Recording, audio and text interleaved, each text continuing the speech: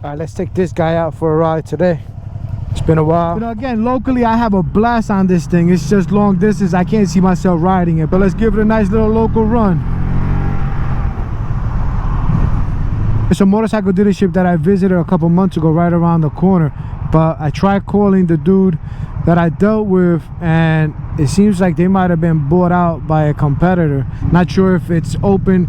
Yeah, I couldn't reach the guy. I come check it out, see if the guy's still there or not.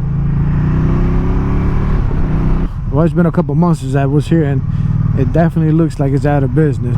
Oh wow, did not see that happening. So I guess they did get bought out by a competitor. We visited here a couple months back, Florida Sports Cycle, and I met a salesperson by the name of Norm, and he was cool. I mean, I was calling to ask him some questions. I wonder if he stayed with the new company. We have moved. Come see us at Broward Motorsports Treasure Coast.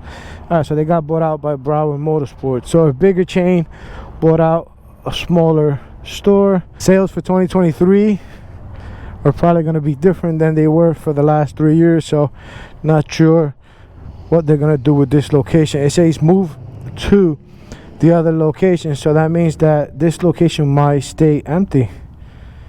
I should have tried to snatch a deal right before they closed. I didn't even know they were closing. That sucks. Look at this guy. Doesn't he look awesome?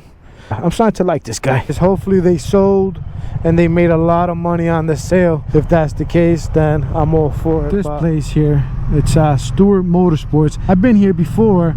It just seems like they're not sure what they want to be. The place looks abandoned. I mean, it's closed today. Shows on their website that they're closed on Mondays. They're a U-Haul rental place. They also sell sheds, and they got a ton of stuff going on. If you look in the back, not sure. Let's look back here real quick.